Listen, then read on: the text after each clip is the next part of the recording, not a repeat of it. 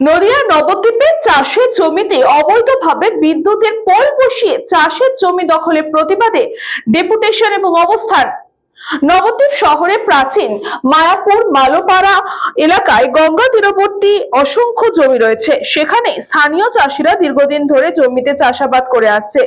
অভিযোগ, সম্প্রতি কোনো এক বেসরকারি কোম্পানি চাষিদের সেই চাষের জমির বৈদ্যুতিক পোল বসিয়ে দখলের চেষ্টা করেছে। আর এরই বিরুদ্ধে আজ স্থানীয় চাষিরা প্রতিবাদে ফেটে পড়ে। তাদের দাবি পুনরায় তাদের চাষের জমি ফিরিয়ে দেওয়া হোক। উল্লেখ্য, এই সকল জমি সবটাই গঙ্গার তীরবর্তী এলাকায় থাকায় জমিগুলোর কোনো কাগজ চাষিদের কাছে নেই। চলছে না, চলবে না, চলবে না, চলবে না। চাষের জমিতে প্রমোটররা চলছে না, চলবে না।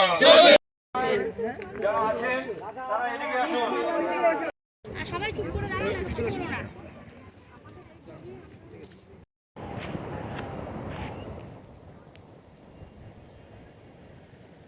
জমিতে একটি পোল সরাতে হবে, জমিতে একটি পোল সরাতে হবে।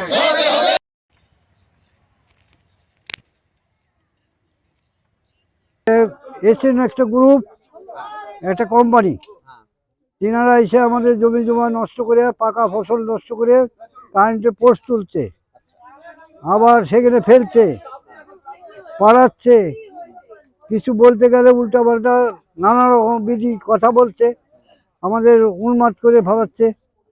কালকেও বিকালবেলাও আমাদের কাজ করতে দেয়নি, 5-6 জনে মিলে এসে। 2 নম্বর মালোপাড়া মাঠ, 45-50 বছর হবে।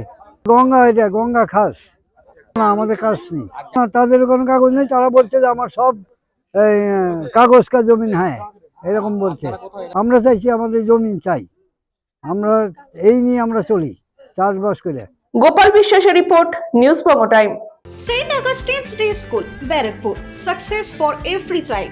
Admission open 2026 to 2027. Contact number 900793 4555.